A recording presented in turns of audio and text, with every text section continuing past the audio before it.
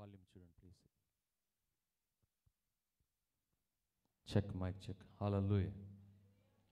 దేవునికి మహిమ కలుగును గాక. హల్లెలూయా. ప్రభుపేట మీ అందరికీ ఈ ఆదివారపు శుభాభివందనాలు తెలియజేస్తున్నాను. ముఖ్యంగా మనమందరం కలిసి సాయంకాల ఆరాధనలో పాల్గొనడానికి ఇక్కడికి చేరి ఉన్న మీ అందరిని బట్టి నూతన యెరూషలేము యొక్క సంఘము మరియు పరిచారకులు సహకారులైన మీరు ఆయా ప్రాంతాలు, దూర ప్రాంతాలు, సుదూర ప్రాంతాలు ఉండి కూడా ఈ పరిచర్య ద్వారా మరి దేవుని యొక్క సువార్తను ప్రకటించడానికి మరి ప్రార్థనాపూర్వకంగా సహాయం చేస్తున్న బిడ్డలకు, ఆర్థికంగా తోడ్పడుతున్న బిడ్డలకు, పరిచర్య చేస్తున్న అందరికీ కూడా ప్రభువైన యేసుక్రీస్తు నామములో దేవుని కృప, దేవుని యొక్క సన్నిధి, ఆయన యొక్క దైవికమైన దీవెనలు మీతో ఉండి నడిపించునుగాక. ఆమేన్, ఆమేన్, హల్లెలూయా. చూడండి, మనము సహజంగా నికోదేము అడిగిన ఒక క్వశ్చన్ ఉంటుంది, ప్రశ్న యేసుక్రీస్తు ప్రభువారిని. ఒకడు దేవుని రాజ్యమునకు వారసుడిగా అవ్వాలంటే ఏమి చేయాలి అని తనకున్న అర్హతలు కూడా అక్కడ ప్రకటించబడుతుంటాయి. కానీ ప్రభు అక్కడ ఒకడు నీటి మూలముగాను ఆత్మ మూలముగాను తిరిగి జన్మించినప్పుడు అతడు దేవుని రాజ్యమునకు వారసుడు. ఆ రిఫరెన్స్ ఎంత? యోహాను సువార్త 3వ అధ్యాయంలో ఉంటుంది. Is right? ఓకేనా?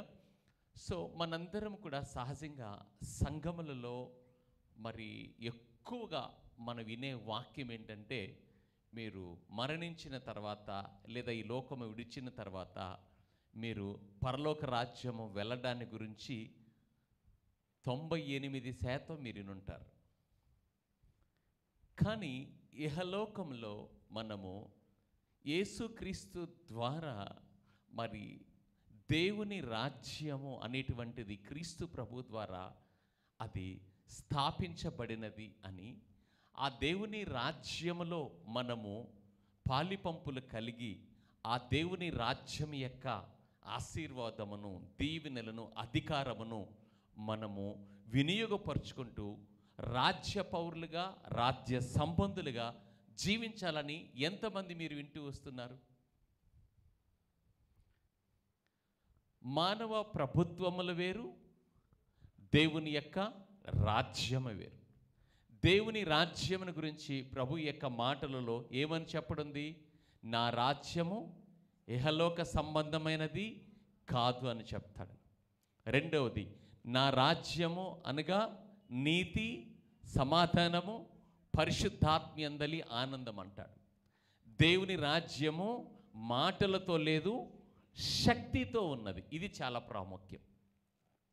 మనము సహజంగా పాత నిబంధన గ్రంథములో నుంచి చూసుకుంటూ వస్తే ఎక్కువగా క్రైస్తవులకి పాత నిబంధన మీద ఎక్కువ ఫోకస్ ఉంటుంది, ఎక్కువ దృష్టి ఉంటుంది. ఎందుకంటే గొప్ప గొప్ప అద్భుతాలు, సూర్యుడు ఆగిపోవటం, అవునా, సముద్రములు చీల్చబడటం, బండలో నీరు రావడం, అనేకమైన అద్భుతాలు, 40 సంవత్సరాలు ఇజ్రాయేలీలు పోషించబడటం, ఇలాంటి గొప్ప విషయాలు, గొప్ప గొప్ప సంగతులు మనకి పాత నిబంధనలో కనిపిస్తాయి.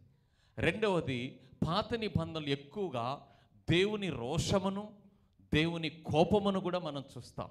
అంతేకాదు, ఇజ్రాయేలు పక్షముగా ఆయనే సైన్యాధిపతి అయి ఆయనే పూనుకొని యుద్ధములు చేయుట, ఇజ్రాయేలు ప్రజలకు గొప్ప జయమును అనుగ్రహించుట, గిద్యోను అనేటువంటి ఒక నాయకత్వంలో 300 మందితో మిథ్యానీల మీద ఎంత గొప్ప జయమును గ్రహించాడో చెప్పండి. మనకి అది ఎక్కువగా వినటం, చదవటం ద్వారా మనకి పాత నిబంధనలో వచ్చేసరికి మన మనసు అమ్మో ఎందుకు వచ్చిన బాధ అన్నట్టుకుంటుంది, లేదా గొప్ప ఆలోచనలు వస్తాయి. యేసుక్రీస్తు ప్రభు వారు శరీరధారిణి ఈ లోకానికి వచ్చి రక్తస్రావం కలిగిన స్త్రీ, ఆయన కూడా కార్యాలు చేశాడు, ఆయన ద్వారా కూడా ప్రభు చేశాడు, యేసయ్య చేశాడు. కానీ పాత నిబంధనలకు వచ్చేసరికి కొంచెం వ్యత్యాసము అన్నట్టుగా అనిపిస్తుంటుంది మానవ మనసుకు. రైట్? అవునా?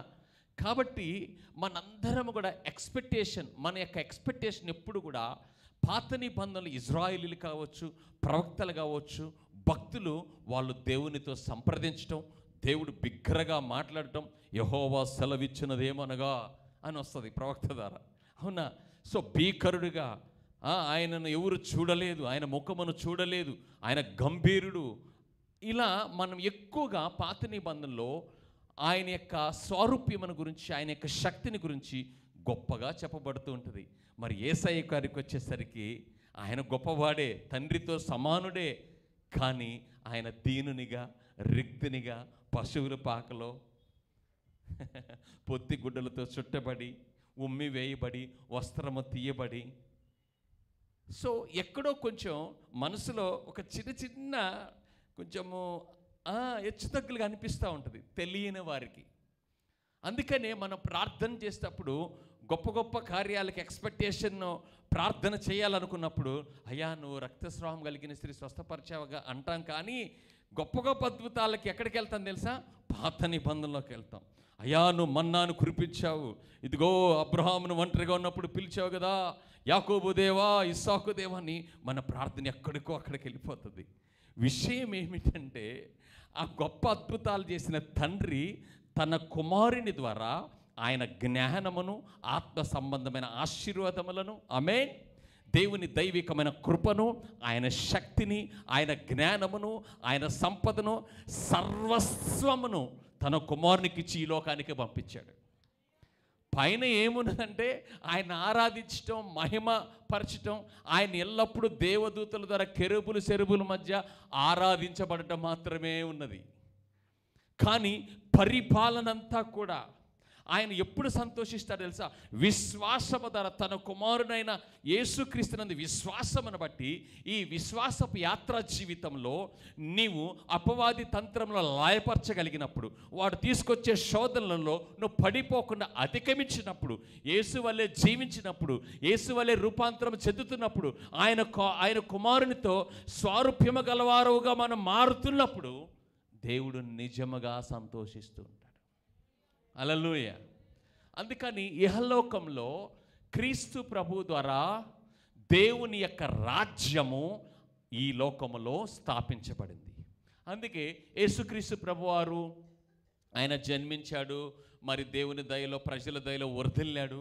ఆయన 30 సంవత్సరాల వయసు వచ్చినప్పుడు యవ్వన కాలంలో యోర్దాను నది ఒడ్డున బాప్తిసం ఇచ్చి యోహోను చేత బాప్తిసం తీసుకున్నప్పుడు దేవుని యొక్క ఆత్మ పావురం రూపంలో ఆయన మీదకు వచ్చిను, ఆయనను అభిషేకించినను, దేవుని యొక్క పరిశుద్ధాత్ముడు ఆయనని అరణ్యమునకు తోడుకొని వెళ్ళాను. ఆమేన్, ఆమేన్. సో యేసయ్య యొక్క ప్రారంభం యొక్క సువార్త ఏంటి తెలుసా? చెప్పండి. దేవుని రాజ్యము సమీపించి ఉన్నది. చెప్పండి, దేవుని రాజ్యము సమీపించింది. యేసయ్య సువార్త అంతా కూడా దేవుని రాజ్యం గురించే. స్వస్థత, విడుదల, రక్షణ, పాపక్షమాపణ, నిత్యజం సమస్తము కూడా ఆ రాజ్యం యొక్క సువార్త ద్వారా వెలుగులోనికి వస్తూ ఉంటుంది. ఆమేన్. సువార్త ద్వారా మనము దేవుని రాజ్యం యొక్క మంచిని వింటూ ఉంటాం. సువార్త అంటే మంచి వార్త. నువ్వు క్షమించబడ్డావు అనేది మంచి వార్త. నీ విడుదల కొరకు ఆయన తన రక్తమును కార్చాడనేది మంచి వార్త. నీవు భరించవలసిన శాపమును, ఉగ్రతను ఆయన మోసుకొని వెళ్ళాడనేదే మంచి వార్త. అదే ఆయన రాజ్యము తీసుకొచ్చింది. మీకు కొన్ని ప్రభుత్వాలు ఈ లోకంలో ఉంటాయి. ఉదాహరణ, Tamil Nadu government, state government, Andhra Pradesh state government and Telangana state, అందరూ ముఖ్యమంత్రులే, కానీ పరిపాలనా విధానాలు వేరు. వాళ్ళ యొక్క ఆలోచనలు, ఆయా పరిస్థితులు, ఆ యొక్క వనరులు, ఆ యొక్క ఆర్థిక పరిస్థితులు, వాళ్ళ స్ట్రాటజీని బట్టి వాళ్ళు రాజకీయాలను నడిపిస్తుంటారు, ప్రభుత్వాలను పరిపాలిస్తూ ఉంటారు. ఏ రాష్ట్రంలో ఉన్నటువంటి ఆ యొక్క సీఎం, ముఖ్యమంత్రిని బట్టి ఆ పరిపాలన ఆధారపడి ఉంటుంది. ఏ దేశం యొక్క అధ్యక్షుని బట్టి ఆ దేశం యొక్క పరిపాలన, ఆర్థికమైన పరిస్థితులు ఆధారపడి ఉంటుంది. కానీ యేసు యొక్క పరిపాలన అంతా కూడా ఏం తెలుసా? నీతి, సమాధానము, పరిశుద్ధాత్మ యందలి ఆనందం. అదే దేవుని యొక్క రాజ్యం యొక్క సువార్త. అయితే మనందరికీ కూడా సహజముగా దేవుని రాజ్యములో మనము ఆల్రెడీ ప్రవేశించామనే నిశ్చయిత ఎంతమందికి ఉన్నది? అందరూ కూడా చనిపోతే క్రీస్తునందు మృతులు ధన్యులని చెప్పేసి ఒక సమాధి పెట్టి తీసుకొచ్చి దాని మీద సిలువ అమ్మేసి మేకులు కొడితే పోయేదానికే ఆలోచిస్తున్నారు. కానీ ప్రభువునందు మృతులు ధన్యులని. నేను ఆల్రెడీ ఇప్పుడు యేసుక్రీస్తునందు విశ్వాసము బాప్తిస్మం ద్వారా నా ఆత్మ తిరిగి జన్మించి నేను ఆయన కుమారుడిగా, ఆయనతో సహా వారసునిగా, ఆయన బిడ్డగా నేను ఈ లోకంలో ఆయన రాజ్యానికి సంబంధించిన వ్యక్తి ఉన్నాను. నేను ఆయన రాజ్యం యొక్క శక్తి ద్వారా జీవించవలసినది. ఆయన నా కొరకు ఆయన రాజ్యంలో ఏమి అనుగ్రహించాడు, ఏమి సిద్ధపరిచాడో మన కంటికి కనపడవు, చెవికి వినపడవు, మన హృదయానికి గోచరమ కావు, కానీ ఆయన తన ఆత్మ వలన వాటిని మనకు బయలుపరుస్తాడు. సహజంగా ఈ బైబిల్ గ్రంథం ఎవరు ఇష్టపూర్తిగా చదివినా విమర్శించుటకు కాదు, అర్థం చేసుకోవడానికి చదివినప్పుడు ఒకసారి కాకపోయినా రెండవసారి కాకపోయినా వాళ్ళు ఈ లేఖనాలను అర్థం చేసుకోగలరు. యేసయ్య ఎలా పుట్టాడు, దేవుడు ఎలా సృష్టిని సృజించాడు, ఎట్లా అబ్రహాము ద్వారా తన సంతతిని ఏర్పాటు చేసుకున్నాడు, ఇజ్రాయేలుని ఎట్లా వారిని పరిపాలించాడు, ఎట్లా వాళ్ళకి రాజులను ఇచ్చాడు, యాజకులను ఇచ్చాడు, ప్రవక్తలను ఇచ్చాడు, ఎట్లా వారు తప్పిపోయారు, ఎట్లా ఇదైపోయారు, రాజ్య పరిపాలన, దుష్టుల యొక్క విధానాలు అన్నీ ఉంటాయి, అర్థమవుతుంది. సువార్త కూడా యేసయ్య ఎలా పుట్టాడు, ఏం చేశాడు, కరుణామయుడు cinema, passion of the Christ కొన్ని చూస్తే కొంతవరకు అన్యజనులకు, చర్చికి రాని వాళ్ళకు కూడా అర్థమవుతుంది. కానీ దాని శక్తిని అనుభవించాలంటే మాత్రం నువ్వు నిశ్చయముగా పరిశుద్ధాత్మను గురించి ఎరిగి ఉండాలి. ఆయన ప్రతి అక్షరమును, ప్రతి లేఖనమును ఆయన క్రియాత్మకంగా మార్చుటకు ఆయన శక్తిమంతుడై ఉన్నాడు.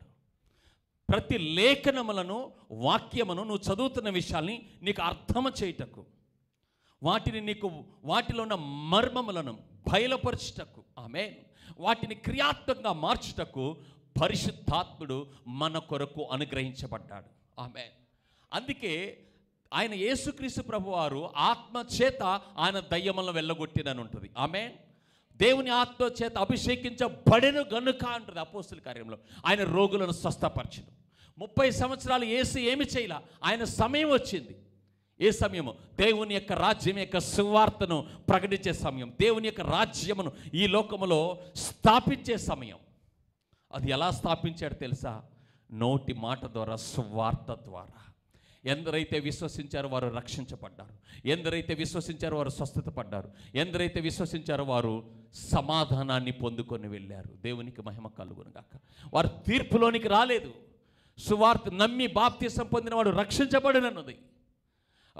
రక్తస్రావం కలిగిన స్త్రీ సమరయ స్త్రీ విషయంలో, పాపాత్మురాలైన స్త్రీ విషయంలో, అదేవిధంగా వ్యభిచారమందు పట్టబడిన స్త్రీ విషయంలో యేసయ్య యొక్క కనికరమును, ఆయన క్షమాపణ పొందుకున్నప్పుడు వారు తిరిగి సమాధానము కలిగి తిరిగి వెళ్ళారు. ఆయన మీద నేరము మోపువాడు ఎవ్వడను లేదు. ఆమేన్, ఆమేన్. అందుకనే కింగ్డమ్, దేవుని యొక్క రాజ్యము ఆయన మాటలతో లేదు, శక్తితో ఉన్నది. ఎవరు ఆ శక్తి? ఎఫెసీకి రాసిన అపోస్తులకు రాసిన పత్రిక 1వ అధ్యాయంలో 4వ వచనంలో ఏముంటుంది చూడండి. దానికి ముందు లూకా సువార్త 24వ అధ్యాయం 49వ చేడండి. ఇదిగో నేను నా తండ్రి వాగ్దానము చేసినది మీ మీదకి పంపుచున్నాను. మీరు పైనుండి శక్తిని పొందుకొని వరకు పట్టణంలో నిలిచి ఉండుడి అని వారితో చెప్పాను. పైనుండి ఎందుకు? యేసయ్య ఉన్నాడు కదా వారితో. యేసయ్య బోధించిన విషయాలు ఉన్నాయి కదా. దేవుని రాజ్యాన్ని గురించి చెప్పినటువంటి నియమములు మత్తయి సువార్త 5వ అధ్యాయంలో నీతి నిమిత్తం హింసించబడు వారు ధన్యులు, దేవుని రాజ్యం వారిదని చెప్పాడు కదా. మరలా ఇక్కడ శక్తి ఏంటి అంటే చూడండి, క్రీస్తు మనకి రక్షకుడు అని ఉన్నది, మనకు విమోచకుడు అని ఉన్నది. ఆమేన్. ఆయన మన కొరకు ఈ ఇదిగో నేడు రక్షకుడు మీ కొరకు పుట్టినాడు. లిజన్, వినండి దయచేసి. రక్షకుడు పుట్టి ఉన్నాడు. యేసుక్రీస్తు ప్రభువారు శరీరధారినిగా వచ్చాడు. ప్రవచన నెరవేర్పు, వాగ్దానాల నెరవేర్పు కొరకు మానవ స్వరూపినిగా వచ్చాడు. సమస్త మనుషుల యొక్క పాపమునకు నివృత్తిని, హల్లెలూయా, కలుగు చేయుటకు ఆయన తన రక్తమును క్రయధనమును అర్పించాడు. ప్రజలను విడిపించుట కొరకైన కార్యమును జరిగించాడు. ప్రజలను శాశ్వత కాలము మరణం యొక్క బంధకములోంచి, మరణపు యొక్క ముళ్ళను విరగ్గొట్టి అపవాది యొక్క అధికారం నుంచి విడిపించటకు ఆదాము మొదలుకొని సమస్త మానవుల యొక్క పాపముల కొరకు ప్రాయశ్చిత్తమును యేసయ్య చిందించాడు, చెల్లించాడు, పరిష్కారమును జరిగించాడు. మనుషులకు తండ్రికి మధ్య ఉన్నటువంటి ఆ యొక్క విభేదమును తొలగించి తండ్రితో మనలను ఐక్యపరిచాడు. మనల్ని క్రీస్తు ఆత్మ మూలముగా పాపములో మరణము ద్వారా పాపము ద్వారా మృతులై ఉండగా క్రీస్తుతో మనల్ని బ్రతికించాడు. ఎఫెసీకి రాసిన పత్రిక 2:1 ఎఫెసీకి రాసిన పత్రిక 2:4-5 వచనాల్లో మనల్ని క్రీస్తుతో కూడా లేపి ఆయనతో పాటు కూర్చుండబెట్టాను. ఆమేన్. నీ ఆత్మ యొక్క సంగతిని గురించి దేవుడు ఇక్కడ మాట్లాడుతున్నాడు. నీ శరీరం యొక్క స్థితిని గురించి మాట్లాడట్లేదు. నీవు మృతుడివి కాదు. నీవు క్రీస్తునందు విశ్వాసము ద్వారా క్షమించబడి, రక్షించబడి, విమోచించబడి తన సొత్తైన తన స్వకీయ సంపాద్యముగా నువ్వు చేయబడ్డావు. నీవు నీ సొత్తు కాదు, నీవు ఇప్పుడు దేవుని సొత్తు. ఆయన విలువ పెట్టి కొనబడ్డాడు. ఆయన నిన్ను కొనుక్కున్నాడు, విమోచించాడు, కుమారునిగా చేశాడు. ఆయన ఇప్పుడు కోరుకున్నాడు తన స్వారూప్యములోకి నువ్వు రావాలనుకుంటున్నాడు. ఆయన తన మనసును కలిగి ఉండాలంటున్నాడు. అంతేకాదు యేసయ్య ద్వారా ప్రారంభించబడిన ఆ దేవుని రాజ్యం యొక్క సువార్త, ఆ సువార్త యొక్క శక్తి సమస్త ప్రజలు పొందుకోవాలని నిన్ను వారసుడు అంటున్నాడు. నిన్ను ఆయన కూర్చోబెట్టుకున్నాడు, నిన్ను ఆయన ఘనపరుచుకున్నాడు, తన ఆత్మచేత నిన్ను ముద్రించుకున్నాడు. నీవు ఇప్పుడు పరలోక రాజ్య సంబంధమైన ఒక వ్యక్తి. భారతదేశంలో నువ్వు ఈ దేశంలో ఉంటూ ఇంకొక దేశాన్ని, ఇంకొక దేశం యొక్క విషయాల్ని నువ్వు తీసుకొని రాకూడదు. అది చట్ట విరుద్ధం. నువ్వు ఈ దేశం యొక్క చట్టానికి లోబడి ఉండాలి. ఈ దేశం యొక్క సమస్తమైన విషయముల హక్కుదారునిగా నువ్వు అనేక విషయాలు నువ్వు హక్కుదారునిగా ఉన్నావు. ప్రభుత్వ పథకాలు కావచ్చు, ఉద్యోగాలు కావచ్చు, ఈ దేశం యొక్క పౌరునిగా అది నీకు ఎవరు సంకల్పించాల్సిన పని లేదు. ఈ దేశంలో ఉండే ఉద్యోగాలు కావచ్చు, లోన్స్ కావచ్చు, బెనిఫిట్స్ అన్నీ కూడా నువ్వు అర్హుడువా కాదో నువ్వు చూసుకోవడం నీ పని. ఆమేన్. అట్లానే క్రీస్తు యేసునందు ఈ లోకానికి తీసుకొచ్చిన దేవుని రాజ్యం యొక్క సంపదను, స్వస్థతను, విడుదలను, విమోచనను, హల్లెలూయా హల్లెలూయా, ఆయన జీవమును అనుభవించకు ఆయన నిన్ను హక్కుదారునిగా చేశాడు. నేను ఈరోజు ఉదయం కారులో వస్తా, నేను మినిస్ట్రీ నుంచి వేరే ఊరు నుంచి వస్తా. షకినాను ఒక మాట అడిగా. ఒక వ్యక్తి ఒక గొప్ప ఆస్తిపరునికి ఒక పనికిమాలిని కొడుకున్నాడు అనుకోండి. నువ్వు పనికిమాలిన ఓడిరా, నేను నీకు ఆస్తిని ఇవ్వను అంటాడా? బెదిరిస్తాడు వాడు చక్కదిద్దుకోవడానికి. కానీ ఏం చేస్తాడు? తనకు రావాల్సిన హక్కు వస్తుంది. అదేంటిది? తండ్రి ఆస్తులు నీకు ఇచ్చిన భాగం. దేవుడు నీకు ఇచ్చిన ఆశీర్వాదాన్ని, నీకు ఇచ్చిన ఆయన యొక్క ఆత్మ సంబంధ విషయాల్ని నువ్వు దుర్వినియోగపరచుకుంటే ఆయన బాధ్యుడి కాదు. నువ్వు నష్టపోతే ఆయన బాధ్యుడు కాదు. నువ్వు ఏదైనా నీకు చేత కాకపోతే ఆయన బాధ్యుడు కాదు. అది పాత నిబంధనలో జరిగిపోయింది. ఇప్పుడు క్రీస్తు ప్రభు తండ్రి కంటే వేరుగా భిన్నముగా ఆయన ప్రత్యక్షమయ్యాడు. ఆయన ప్రేమ స్వరూపిగా ప్రత్యక్షమయ్యాడు. ఆయన విమోచకుడిగా ప్రత్యక్షమయ్యాడు. హల్లెలూయా. ఆయన ఒరిజినాలిటీ, ఆయన నేచర్, జీసస్ యొక్క నేచర్ ఏంటిదంటే రక్షించే స్వభావం, ప్రేమించే స్వభావం, కనికరము, హల్లెలూయా, దయ. ఆయన స్వభావానికి ఆయన విరుద్ధంగా ప్రవర్తించడు. అందుకే సంఘాల్లో బోధించబడుతూ ఉంటుంది. అనేక మంది ప్రజల్ని వారి కంట్రోల్లో ఉంచుకోవడం కోసం కావచ్చు, ఏదో ఒక భయాన్ని పెట్టినట్టు కావచ్చు. పిల్లలు కనుక బూచోడు అని భయం పెట్టినట్టుగా దేవుడు నీకు శిక్ష తీస్తాడు, దేవుడు నీకు అది చేస్తాడు, దేవుడు నీ కాళ్ళు ఎరగొడతాడు, నీ సంగతి చూస్తాడు. జీసస్ యొక్క నేచర్ అది కాదు. ఆయన మన అంతు తేలవడానికి రాలా. చర్చికి రాని వాళ్ళందరినీ తూర్పాలపట్టడానికి రాలా. నీ ఉద్యోగాలు పీకేయడానికి రాలా. నీ భార్యాభర్తలు సపరేట్ చేయడానికి రాలా. నీ పనికి వాళ్ళని రోడ్డు వెంబడి వదిలేయడానికి రాలా. ఆయన రక్షించుటకు వచ్చెను, తన ప్రాణమును పెట్టుటకు వచ్చెను, విమోచించుటకు వచ్చెను. తన ప్రాణమును మనకు బదులుగా తన ప్రాణమును మన కొరకు అర్పించెను. తన ప్రాణముని అర్పించిన క్రీస్తు ఆయన నేచర్కి, ఆయన స్వభావానికి, ఆయన క్రియకి మరి విరుద్ధంగా ఎలా ప్రవర్తిస్తాడు? ప్రవర్తించడు.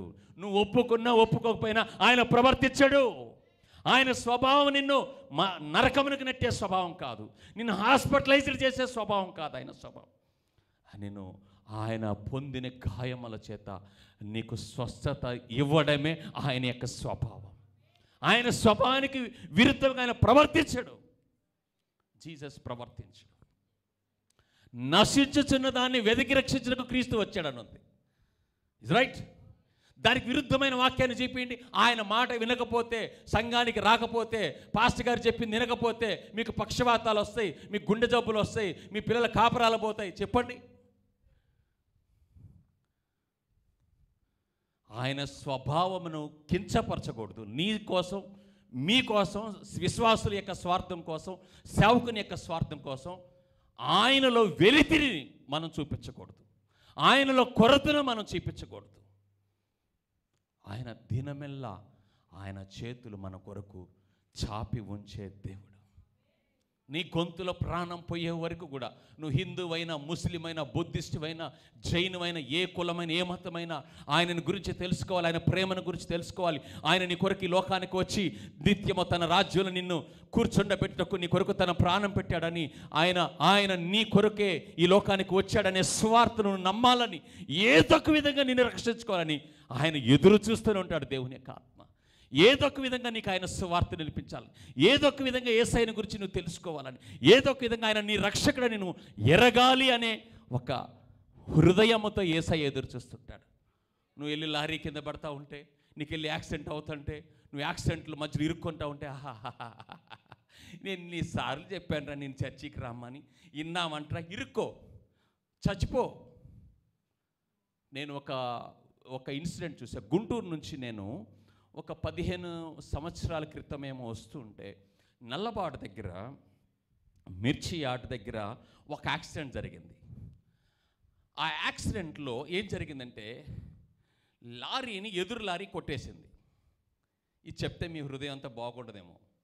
కొట్టేసినప్పుడు ఏమైందంటే ఈ యొక్క మినీ లారీస్ ఉంటాయి కదా, ముగ్గురు లోపల కూర్చున్నారు. ఒక వ్యక్తి ఆ ఇనుము ఇట్లా అతుక్కొని ఆ ఇనుముకు మధ్య ఒత్తుకుపోయి ఉన్నాడు, కేకలేస్తున్నాడు, రక్షించండి రక్షించండి, రక్తం పడుతుంది. మనిషిని తీయటానికి ఆ ఇనుము ఒత్తుకొని ఉంది. ఇప్పుడు ఏం చేయాలి? బలవంతంగా ఇనుముని ఆ ఎదురుగున్న ఆ బలమైన కడ్డీ లాగాలి. నాకు ప్రాణం ఊరుకోలా, వాటికి మోకులు ఉన్నాయి, తాడుగట్టి లాగనంటే రావటం లేదు బాబు అంటున్నారు. ప్రయత్నాలు చేసిన ఎంతసేపు ఉంటుంది, తన హృదయం అంతా నలిగిపోయి ఇరుక్కొని ఉన్నాడు. 4-5 యాక్సిడెంట్స్ అలాంటివి చూశా. నేను అనుకున్నాను, ఇలాగా యేసు వాళ్ళను చూసి ఆనందించగలడా? ఈ విధముగా ఒక వ్యక్తి ఒక లారీ యాక్సిడెంట్లో ఒక బండి కింద, ఒక టైర్ కింద నలిగిపోతే యేసు ఇలా చూస్తూ, నా మాట వినలేదు, నా చర్చికి రాలేదు, నేను ఎన్ని చెప్పినా వినలేదు, ఇరుక్కొని సావనరా, అలాంటి స్వభావం కలిగిన వాడా? నిజంగా యేసు అక్కడుంటే ఏమనుకుంటాడు చెప్ప. నిజంగా యేసయ్య ఆ లారీ యాక్సిడెంట్ దగ్గర ఉంటే ఏమనుకుంటాడు? ఏం చేస్తాడు చెప్పండి? మీరు చెప్పండి. ఈరోజు సంఘంలో మీరు ఆస్వాదించబడినవారు, ఒకటి బ్రతికిస్తాడు, అద్భుతం చేస్తాడు, చేసి అప్పుడు స్వార్థ చెప్తాడు, నేనే రక్షకుడును, నేనే నీ కొరకు ఈ లోకానికి వచ్చాను, నువ్వు చనిపోవలసిన అవసరత లేదు, సమాధానం కలిగి ఇంటికెళ్ళు, నీ భార్య నీ పిల్లలు ఇప్పుడైనాను నీవు నా ఎడల విశ్వసించి బ్రతుకంటాడు. రాళ్లతో కొట్టబడిన స్త్రీని వ్యభిచారంతోనే తీసుకొచ్చింది. ఏం చేశాడు ఆయన? కొట్టమన్నాడా? క్షమించి ఇక నుండి చెయ్యకు. హల్లెలూయా. యేసు స్వభావం ఇది. అనేక మంది మీ జీవితాల్లో జరుగుతున్న పరిమాణాలకు, అనేకమైన విషయాల్లో మీరు దేవునిని నిందించకండి. మీ ప్రార్థన వినలేదు అని చెప్పకండి. మీరు రోజంతా, వారమంతా మీ పనుల్లో బిజీగా ఉంటారు.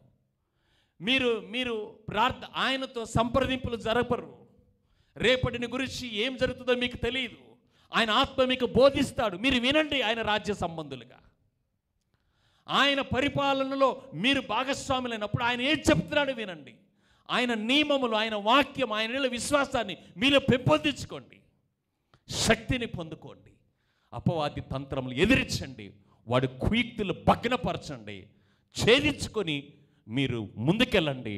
అప్పుడు ఆయన వాగ్దానాన్ని నెరవేర్చాడు. ఏ వాగ్దానం తెలుసా? జలములో పడి దాటి వెళ్ళినప్పుడు అవి నిన్ను ముంచజాలవు. అగ్నిలో పడి వెళ్ళినప్పుడు అవి నన్ను ఎప్పుడు తెలుసా? నీవు ఆయనతో అనుసంధానం కలిగి ఉన్నప్పుడు. ఎప్పుడు తెలుసా? ఆయన వాక్యము నీలో నుండి విడుదలవుతున్నప్పుడు. దేవుని రాజ్యం యొక్క అధికారం మాటలతో లేదు, శక్తితో ఉన్నది. కానీ ఆ శక్తి ఎక్కడి నుంచి వస్తుంది తెలుసా? దేవుని వాక్యము నుండి వస్తుంది.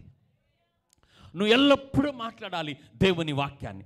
ఎల్లప్పుడూ అవకాశం ఉన్నప్పుడల్లా వినాలి దేవుని వాక్యాన్ని. నేను ఈ సమయంలో నేను చూసిన వారిలో 2 స్త్రీలు ఉన్నారు. ఒకరు పాస్టమ్మ గారు, ఇంకొకరు హైదరాబాద్లో ఒక అక్క ఉన్నారు. నేను మిమ్మల్ని చూడలేదు కాబట్టి చూడలేదు, మీరు కూడా చేస్తే మంచిది. ఎప్పుడు ఉదయాన్నే లెగటంతోనే తన కిచెన్లోకి వెళ్ళి ఆ డిష్లు వాష్ చేసుకున్న, ఏం చేసుకున్నా, బట్టలు ఆరబెడుతుంటే ఆ 5 నిమిషాల్లో మొబైల్ తీసుకెళ్ళి అక్కడ పెట్టి బట్టలు ఆరేస్తూ ఉంటుంది. ఎందుకు? వాక్యం వింటూ ఉంటుంది. హల్లెలూయా. కిచెన్లోకి వెళ్తే ఫోన్ అక్కడ పెట్టుకుంటుంది, బట్టలు ఆరేస్తుంటే అక్కడ పెడుతుంది, వాషింగ్ మిషన్ దగ్గర అక్కడ పెట్టుకుంటుంది. నా రూమ్లోకి తీసుకురాదులేండి, ఆమె వింటూ ఉంటుంది. వింటది, ఒక మెసేజ్ 2 మెసేజ్లు ఎందుకు? వాక్యాన్ని వింటున్నప్పుడు ఏమవుతుంది తెలుసా? నీ హృదయమును అది బలపరుస్తుంది, నీ హృదయాన్ని జీవింపచేస్తుంది, నీ హృదయాన్ని శక్తితో నింపుతుంది. అప్పుడు నువ్వేం చేస్తావు తెలుసా? నీకు సమస్య వస్తుంది, నీ కన్నులు ఎదుట. నీ కుటుంబంలో ఒక సమస్యగా వస్తుంది, ఒక రోగముగా వస్తుంది, ఒక తెగులుగా వస్తుంది. అప్పుడు నువ్వేం చేస్తావు తెలుసా? కలవరము, భయము, ఆందోళన నిన్ను ఆవరిస్తుంది. ఎందుకు? ఆ పరిస్థితుల యొక్క ప్రభావం. అది ప్రభావము అనండి.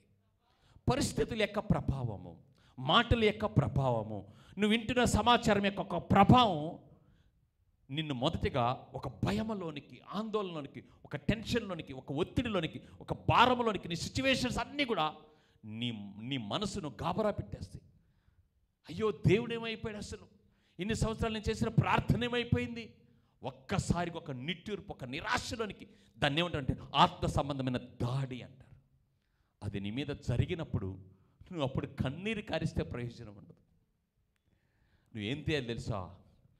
వాక్యం అనే ఖడ్గమను తీయాలి. హల్లెలూయా. వాగ్దానం అనే దేవుడు నీకు ఇచ్చిన వాగ్దానాన్ని బయటికి తీశాను. అప్పుడు నీ సిచ్యువేషన్, నీ పరిస్థితులు, దేవుని వాక్యం 2 కలిసి నీ మనసులో పోరాటం జరుగుతూ ఉంటుంది. Is right? ఆమేన్. దీన్ని ఆత్మ సంబంధమైన పోరాటం అంటారు. నువ్వు చూస్తున్న విషయాలు భయంకరమైన ఉన్నవి, నువ్వు ఉంటున్న విషయాలు భయంకరంగా ఉన్నాయి, నీ చుట్టూ ఉన్న పరిస్థితులు నీ చెయ్యి దాటిపోయినవి. అప్పుడు నువ్వేం తెలుసు? అయ్యా నీ కనికరం చూపు, నీ దయ చూపించి, నీ ప్రేమ చూపించి, దయ, ప్రేమ, కనికరానికి మించిన ప్రాణాన్ని నీ కొరకు పెట్టాడు. అలాంటి ఆయన దగ్గరికి వెళ్ళి మరలా దయ చూపించంటే, దయను నీకు చూపించడానికి నీ మీద దయ చూపించాడు కాబట్టే తన ప్రాణమును పెట్టాడు. నీకు కృప చూపడానికే ప్రాణమును పెట్టాడు, నీకు కనికరమును చూపడానికే తన ప్రాణమును పెట్టాడు. మరలా నువ్వు కనికరం అంటే మరలా చనిపోవాలా?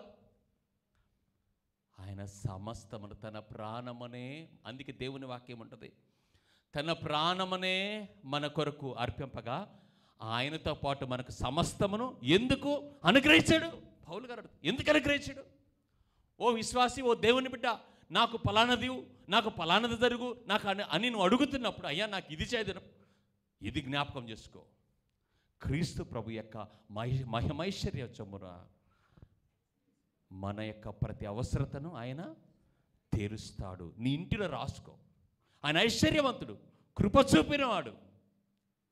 హల్లెలూయా. తన కుమారుడినే నా కొరకు అనుగ్రహించగా నాకు సమస్యను ఎందుకు అనుగ్రహించడు? ఇప్పుడు నువ్వు దేవునితో కాదు పెనుగులాడవలసింది. నువ్వు ఆల్రెడీ క్షమించబడ్డావు, రక్షించబడ్డావు, తిరిగి లేపబడ్డావు, ఆయనతో పాటు కూర్చుండబడ్డావు, తన ఆత్మచేత ముద్రించబడ్డావు, వాగ్దానములకు వారసుడిగా చేయబడ్డావు, ఆయన పరిశుద్ధాత్మ చేత ముద్రించబడ్డావు, ఆయన ఆత్మ నీ కొరకు అనుగ్రహించబడినది. ఇప్పుడు నువ్వు నీ ఆశీర్వాదము ఆయన దగ్గర లేదు, నీలోనే ఉన్నది, నీ కొరకే ఉన్నది. నువ్వు పోరాడాల్సింది ఎవరితో తెలుసా? నీ మనసులో ఉన్న చింతలతో, అపవాది తీసుకొచ్చిన ఆలోచనలతో, వాడు తీసుకొచ్చిన చెడ్డ ఉద్దేశాలతో, వాడు తీసుకొచ్చిన కలలతో.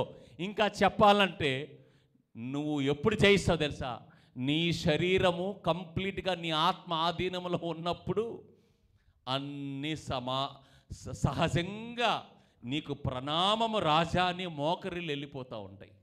ఎందుకంటే నువ్వు ఆత్మ బలము గలవాడై సంచరిస్తున్న వ్యక్తిలాగుంటావు. యేసు ఆత్మ బలము గలవాడై యోదయ, సమరయ, నజరేతు ప్రాంతాల్లో తిరిగి ఎలాగ అద్భుతాలు చేశాడో, ఆత్మ బలము కలిగిన నీవు నీ ఇంటిలో, నీ కంపెనీలో, నీ జాబ్లో నువ్వు ఉంటున్న పరిస్థితిలో నిశ్చయముగా నీవు అలానే ఉంటావు, ఆశ్రదకరముగా. ఆమేన్. ఇది దేవుని యొక్క ఉద్దేశం. ఇది దైవికమైన పరిపాలన. దేవుడు నీ ద్వారా ఏలుబడి చేయాలనుకుంటున్నాడు. దేవుడు నీ ద్వారా ఆయన శక్తిని కనపరచాలనుకుంటున్నాడు. దేవుడు నువ్వు స్వస్థత నొందిన వాడై ఇతరులు నీ ద్వారా స్వస్థత పొందాలని దేవుడు చూస్తున్నాడు. దేవుడు నీ ద్వారా ఆయన సువార్తను, ఆయన రక్షణ సువార్తను, ఆయన విడుదల సువార్తను, ఆయన విమోచన సువార్తను, ఆయన స్వస్థత సువార్తను, ఆయన సమకూర్చే సువార్తను, ఆయన రాజ్యము గురించి, నిత్య రాజ్యమును గురించి, పరలోక రాజ్యమును గురించి నీ ద్వారా లోకము వినాలనుకుంటే నువ్వు కూర్చొని ముక్కుతా ములుగుతా 10 ఏళ్ళు అయిపోయింది, 5 ఏళ్ళు అయిపోయింది, 10 ఏళ్ళు అయిపోయింది, 20 ఏళ్ళు అయిపోయింది, 30 ఏళ్ళు అయిపోయింది. అయ్యా కృప చూపు, అయ్యా దయ చూపు, అయ్యా నీ చిత్తమైతే బతికించు, నీ చిత్తమైతే స్వస్థపరచు. విచిత్రమైన ప్రార్థనలు మానుదురుగాక. ఆయన నీవు స్వస్థత నొందాలని ఆయన గాయపరచబడ్డాడు. అది దేవుని చిత్తం. నువ్వు స్వస్థపడకపోతే అది ఎందుకు? అది విశ్వాసమా, లోపమా, దేవుడు అక్కడ ఎందుకు స్పందించలేదా, చేయలేదా, అది నువ్వు పరీక్షించుకో, నువ్వు కనిపెట్టుకో, ప్రార్థన చేసుకో. కానీ దేవుడు ఆయన నాకు స్వస్థత ఇవ్వలేదని, మాకు స్వస్థత క్రీస్తు ఇచ్చి వెళ్ళాడు. స్వస్థత నీ పేటెంట్, నీ హక్కు. స్వస్థత అనేది నీ కొరకు యేసయ్య గాయాలు పొందినప్పుడే అది ఇవ్వబడింది. ఆమేన్ చెప్పండి. ఆయన యేసయ్య గాయాలు పొందాడంటే దాని అర్థం ఏంటిది? యెషయా గ్రంథం 53 నెరవేర్చాడా లేదా? నెరవేర్చాడంటే మనకు వెల చెల్లించంటే అది ఆ వస్తువు మనదే కాదా? స్వస్థత నీదే. నువ్వు పొందుకోపో, నువ్వు స్వస్థత పడకపో, అది నీదే, అది నీ కొరకే, అది నీ కొరకే. యేసు మన కొరకు సమస్తమును చేసి ముగించాడు. ఆమేన్, ఆమేన్, హల్లెలూయా, హల్లెలూయా. ఇదిగో నేను నా తండ్రి వాగ్దానం చేసిన ఆత్మను మీ మీదకు పంపుచున్నాను. పైనుండి మీరు శక్తిని పొందుకున్న వరకు పట్టణంలో వేచి ఉండండి. ఆమేన్. యోహాను సువార్త 14:26 అయితే పరిశుద్ధాత్మ మీ మీదకి వచ్చినప్పుడు మీరు శక్తిని పొందుతారు. మరి అపోస్తలుల కార్యం 1:8 వారు ప్రార్థన చేస్తున్నప్పుడు వారు కలిసి ఉన్న స్థలం అంతా అక్కడ ఏం జరిగింది తెలుసా? 1:8 చూడండి, అపోస్తలుల కార్యము. అయినను పరిశుద్ధాత్మ మీ మీదకి వచ్చినప్పుడు మీరు శక్తి నొందెదరు గనుక మీరు యెరూషలేములోను యూదయ సమరయ దేశముల అంతటా భూదిగంతముల వరకు నాకు సాక్షులై ఉంటారు. సాక్షులు, విట్నెస్ అంటే సాక్షులుగా మనం ఉంటాం. ఎప్పుడు తెలుసా ఇది? ఎప్పుడు? పైనుండి సహాయము మీరు పొందుకున్నప్పుడు, పైనుండి ఆత్మ మీ మీద వాగ్దానము చేయబడిన ఆత్మ. వినండి, అనేక మంది దేవుని యొక్క ఆత్మను గురించి, అభిషేకాన్ని గురించి ఎవరికి తోచినట్లుగా వాళ్ళు మాట్లాడుతూ ఉంటారు. సరే, అది వాళ్ళ సంఘం యొక్క ప్రత్యక్షత, అది దేవుడు వాళ్ళకిచ్చిన కృప. మనల్ని ఎవరిని విమర్శించాల్సిన అవసరం లేదు. కానీ మన సంఘము మనకిచ్చిన ప్రత్యక్షతలో మనం మాట్లాడుకోవాల్సిన మన యొక్క విశ్వాసం ఏమిటి అంటే, ఆయన యేసు రక్షకుడు, యేసు విమోచకుడు, యేసు పరిహారమును చేశాడు. ఆమేన్. యేసు ప్రధాన యాజకుడు. అయితే ఆయన ద్వారా రక్షించబడిన మనము అనగా మన ఆత్మను, మన హృదయాలను ఆయన ఏలుటకు, మనల్ని నింపుటకు, మనకి బయలుపరచుటకు, మనకి బోధించుటకు సహాయకుడిగా పరిశుద్ధాత్ముడు అనుగ్రహించబడ్డాడు. ఆమేన్. జీసస్ యొక్క నేచర్ ఏంటిది అంటే, యేసయ్య యొక్క స్వభావం ఏంటిది? ప్రేమ, కనికరము, కృప, శక్తి, విమోచన, విడుదల, స్వస్థత. He's the nature. ఆయన చేసి ముగించిన స్వభావం. ఆమేన్. పరిశుద్ధాత్ముని యొక్క స్వభావం ఏంటిది? ఇక్కడ ఎందుకు యేసయ్య ఇంత గొప్ప రాజు వచ్చిండి లోకాన్ని జయించిన యేసయ్య ఉండగా మరలా పరిశుద్ధాత్మను, ఎందుకంటే యేసయ్య పని ఎట్లా జరిగించాడో తండ్రి యొక్క చిత్త ప్రకారం పరిశుద్ధాత్మని కూడా ఒక పని ఉన్నది. అదేమిటంటే యేసుని గూర్చి ఆయన బయలుపరచటం. హల్లెలూయా. యేసయ్య యొద్దకు నడిపించటం, మన పాపములను మనకు అర్థము చేయటం, ఒప్పింపచేయటం, మనల్ని యేసయ్య లోనికి నడిపించటం. ఆమేన్.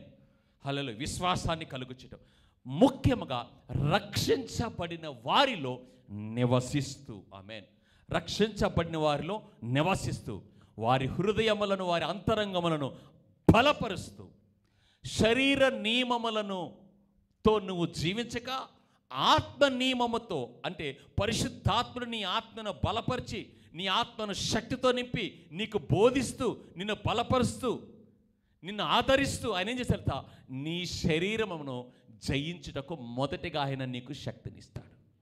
ఆమేన్ చెప్పండి. ఆమేన్. నీ శరీరంలో వచ్చే భావోద్రేకాలు, నీ శరీరంలో వచ్చే కన్నీరు, పరిస్థితులను బట్టి వచ్చే భయములు, కలవరాలు అన్నిటిని కూడా జయించుటకు ఆయన నీ హృదయమును నీ శరీరము కంటే, నీ అవగాహన కంటే, నీ తెలివి కంటే, నీ చదువు కంటే, నీ జ్ఞానము కంటే, నీ విజ్ఞానము కంటే, నీ డబ్బు కంటే, ఈ లోకంలో ఉన్న ప్రతి ఇన్ఫ్లుయెన్స్ కంటే నీ ఆత్మయే బలమైనదిగా ఆయన నిన్ను రూపుదాల్చుతాడు. అంతేకాదు ఆయన నీకు బోధిస్తాడు. నీ పరిస్థితులు ఏవైనా కానీ, అడ్డంకులు అభ్యంతరాలు ఏవి ఉన్నా నిన్ను ముందుకు కదలకుండా చేస్తున్న విషయంలో పరిశుద్ధాత్ముడు నీకు తప్పనిసరిగా బయలుపరుస్తాడు. హల్లెలూయా. నిన్ను సేద్యము చేయట ఆయన పని, ఒప్పించుట ఆయన పని, ముఖ్యంగా నిన్ను శక్తితో నింపటం పరిశుద్ధాత్మని యొక్క పని. హల్లెలూయా. అందుకే యేసయ్య మనకి తండ్రి వాగ్దానం చేసిన ఆత్మను మీ మీద నేను మీ కొరకు నేను పంపుతాను, ఆయన వచ్చి మీకు బోధిస్తాడు, ఆయన వచ్చి మిమ్మల్ని నింపుతాడు, అప్పుడు మీరు శక్తిమంతులుగా ఉంటారు. ఆమేన్. కాబట్టి నీవు ఇప్పుడు రక్షించబడిన నీవు, పరిశుద్ధాత్మ ద్వారానే నువ్వు రక్షణలోకి విశ్వాసంలోకి వచ్చిన నీవు ఇప్పుడు దేవుని ఆత్మ సహాయం మరి ఎక్కువగా పొందుకొనవలసి ఉన్నది. ఆమేన్. ఎందుకు అనంటే రక్షించబడిన నీవు శరీరములు ఎట్లా ఆర్థికముగా, జ్ఞానము, తెలివి, నీ యొక్క గృహములు, నీ పరిస్థితులు కొరకు ఎట్లా నువ్వు కష్టపడి సంపాదించుకోవడానికి, ఎట్లా నువ్వు ముందుకెళ్ళడానికి, ఎట్లా నువ్వు సుఖముగా సౌఖ్యంగా ఉండడానికి ప్రయత్నిస్తున్నావో వీటికి మించినది ఒకటి ఉన్నది, అది ఆత్మ సంబంధమైన సమాధానం. ఆమేన్. ఆత్మలో వర్ధిల్లుట అనేది ఉన్నది. అందుకే ప్రియుడా, నీ ఆత్మలో వర్ధిల్లుచున్న కొలది నువ్వు అన్ని విషయంలో వర్ధిల్లుతావు, సౌఖ్యముగా ఉంటావని వాక్యం సెలవిస్తుంది. ఆమేన్. పరిశుద్ధాత్మని యొక్క పని ఏంటంటే మన ఆత్మను వర్ధిల్ల చేయుట. ఆమేన్ చెప్పండి. ఆమేన్. రెండవది మనల్ని ఫలములు కలిగిన వ్యక్తిగా చేయుట. ప్రేమ, సంతోషము, సమాధానము, దీర్ఘశాంతము, దయాలత్వము, ఈ ఫలములు మనం ఫలిస్తాం.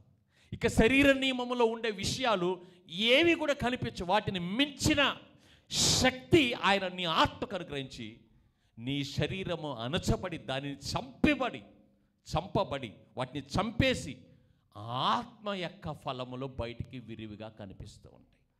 దాని ద్వారా దేవునికి మహిమ, దాని ద్వారానే నిజమైన దేవుని యొక్క రాజ్యము నిర్మించబడుతుంది. ఆమేన్. హల్లెలూయా. హల్లెలూయా. అందుకే రోమాపత్రికలో 8వ అధ్యాయం 16, 17 వచనములో మనము దేవుని పిల్లలమైతే వారసులము, క్రీస్తుతో కూడా సహవారసులము అని అక్కడ మన యొక్క బంధాన్ని, యేసయ్యతో తండ్రితో ఉన్న బంధాన్ని పౌలు గారు మరి ఒక్కసారి అక్కడ సంబోధిస్తూ ఉంటారు. చదవండి అక్కడ. మనము దేవుని పిల్లలమని ఆత్మ తానే మన ఆత్మతో కూడా సాక్ష్యం ఇచ్చుచున్నాడు. హల్లెలూయా. ఆత్మ ఏం చేశాడంట? మన ఆత్మతో. చెప్పండి, ఆత్మ. అందుకే పరిశుద్ధాత్మ నీ శరీరంతో వ్యవహరించడు, పరిశుద్ధాత్మ నీ హృదయంతో వ్యవహరిస్తాడు. ఆమేన్. పరిశుద్ధాత్మను రక్షించబడి నీ హృదయంలో నివసిస్తాడు. పరిశుద్ధాత్ముడు నీ హృదయంలో మాట్లాడతాడు. చెవుల్లో మాట్లాడేవాళ్ళు మనుషులు. ఆమేన్. మనసుతో మాట్లాడేది అపవాది, ప్రేరేపిస్తాడు. అపవాది చెప్పండి, ప్రేరేపిస్తాడు. నీ కన్నులు చూస్తున్న విషయాలు, వినే విషయాలను బట్టి నీ మనసుని ఏం చేస్తాడు? డైరెక్షన్ మార్చేస్తాడు. నీ ఆత్మ సంబంధమైన జీవితానికి, శరీర సంబంధమైన జీవితానికి రెండింటికి స్టీరింగ్ ఎవరు? మనసే. నువ్వు ఎక్కువగా ఏది వింటావో అదే ఆలోచిస్తావు. చెప్పండి, ఏది వింటావో, ఏది చూస్తావో, ఏది స్పర్శిస్తావో అదే ఆలోచన. లేదు కొలెస్ట్రాల్ ఎక్కువైంది, అసలు ఆయిల్ ఫుడ్స్ మానేయమన్నారు డాక్టర్ గారు, బిర్యానీస్ ఇలాంటివి తినకూడదన్నారు, ఫ్రైస్ అని ఉంటుంది. ఆ ప్లాట్లో ఉంటే కదా పక్కన ఎవరో మంచి దమ్ బిర్యానీ వండుతూ ఉంటారు. శోధన శోధన శోధన. ఆ శోధన జయించలేనప్పుడు వెళ్ళి ఆర్కే బిర్యానీ, సుబాని బిర్యానీ వెళ్ళి ఒకటన్నా తెచ్చుకొని కనీసం కొంచెం అన్న తిందని, ఒక్కనే తింటే కొలెస్ట్రాల్, కానీ నలుగురు తింటే అంతే ఉండదులే అని చెప్పేసి.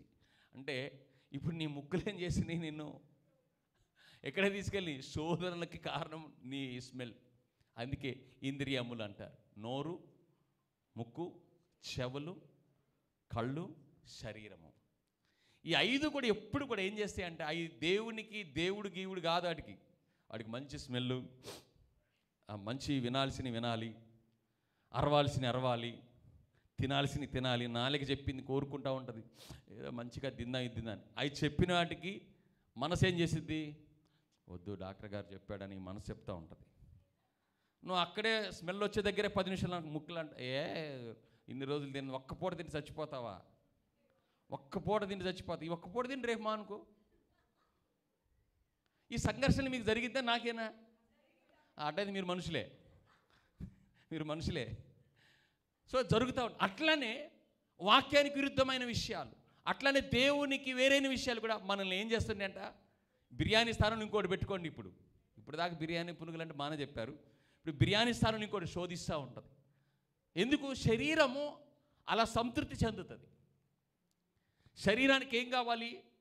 సంతృప్తి. శరీరానికి ఏం కావాలి? దాని కోరిక, దాని కడుపు, దాని నోరు, దాని స్మెల్, అది హాయిగా అయిపోవాలి. కాబట్టి శరీరం ఏం చేస్తుంటే దేవుని నీతిని, దానికి నీతి న్యాయాలు తెలియదు.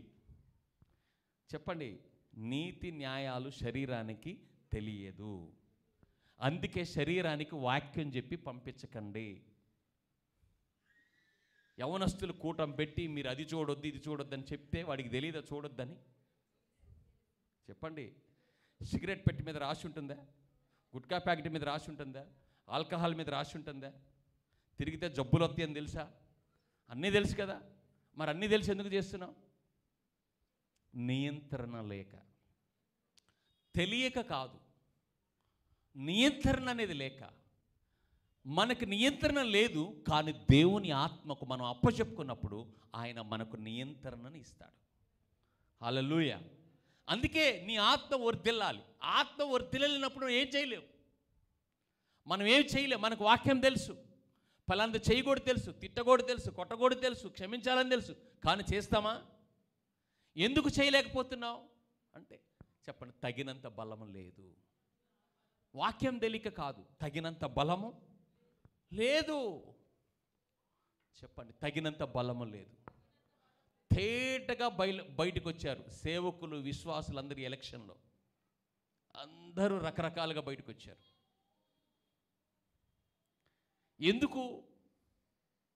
ఎందుకు బయటపడ్డారు? పార్టీల విషయంలో, నాయకుల విషయంలో వేరైపోయారు. కొన్ని సంఘాలేమో జగన్ గారిని గెలిపించి ప్రభువా అని ఉపవాసాలను ప్రార్థన చేశారు. కొన్ని సంఘాలు చంద్రబాబు గారిని గెలిపించి ప్రభువా కూటమిని గెలిచని ప్రార్థన చేశారు. ఇప్పుడు కన్ఫ్యూజ్లో ఉంటుంది ఎవరు? ఆయన కన్ఫ్యూజ్లో ఉండలేండి. బికాస్ ఆఫ్ ఎందుకు ఇది ఇలా జరిగింది అంటే, అక్షరం తెలిసింది కానీ వాళ్ళకి భౌతికమైన ప్రయోజనాలు తెలిసింది కానీ ఆత్మకు లోబడలా. వాక్యం ధారాళంగా చెప్పగలరు, కానీ వాక్యం యొక్క ఫలము వారి హృదయాల్లో లేదు. వాక్యముకు ఎవరు దగ్గరగా ఉన్నారు? దేవుడి సంవత్సరం ఎవరిని కోరుకుంటున్నాడు, ఎవరిని నియమించాలనుకున్నాడు? దేవుడు ఎవరిని అడిగారా? అడగలే. వాళ్ళు ఫిక్స్ అయిపోయారు. Somebody is fixed. ఈరోజు ఒక వార్త చూసి నేను స్క్రీన్ షాట్ తీసి ఒక వ్యక్తికి పంపించా.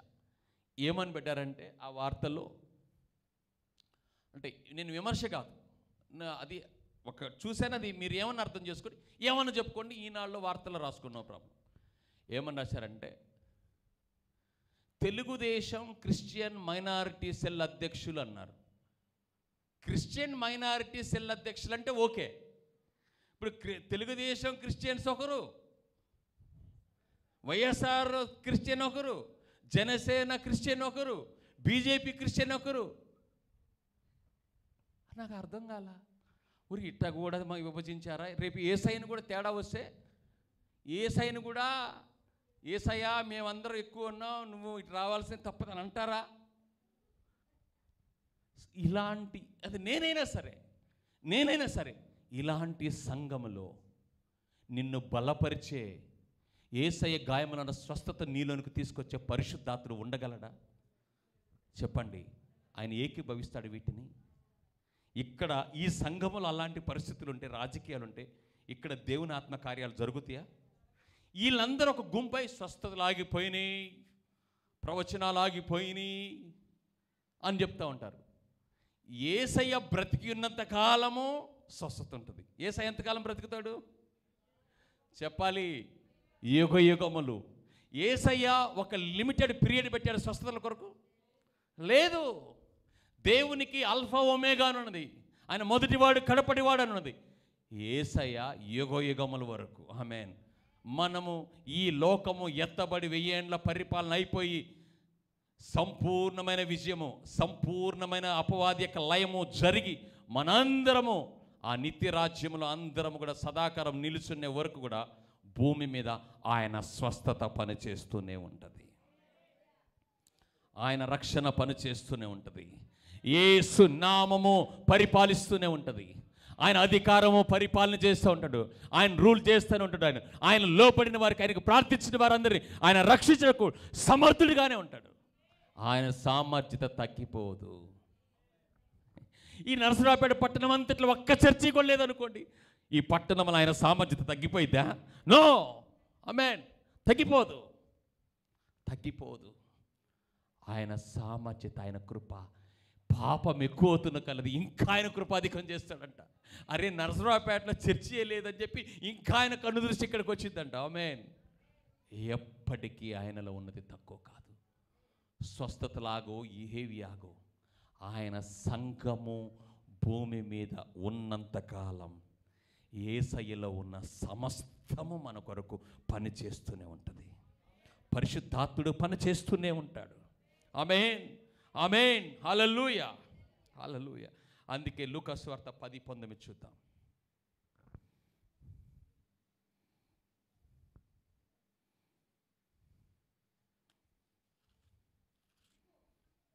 లూకా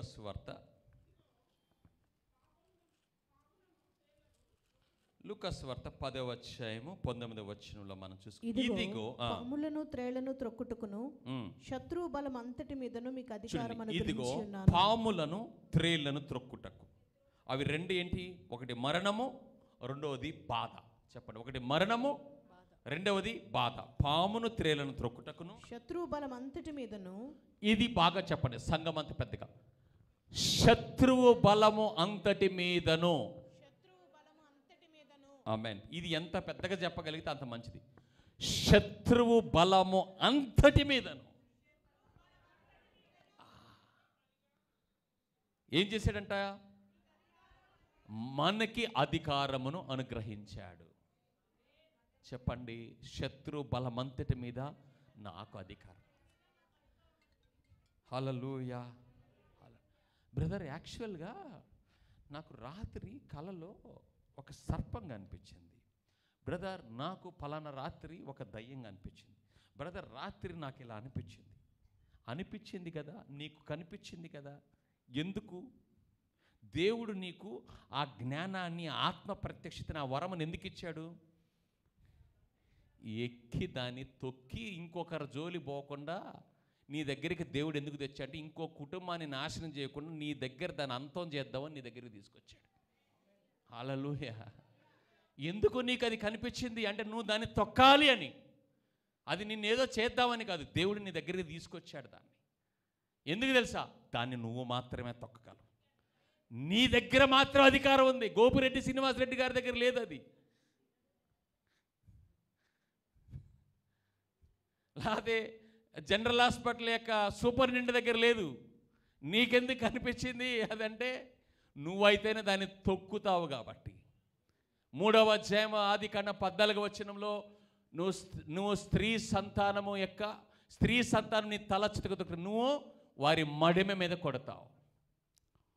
కొట్టింది ఆదామును మడిమ మీద కొట్టింది, పాప స్వభావాన్ని తీసుకొచ్చింది, లోకమంతటికి శాపాన్ని తీసుకొచ్చింది, దాని విషయము దాని అన్ని. కానీ యేసయ్య వచ్చి దాని తలను చితకదొక్కాడు.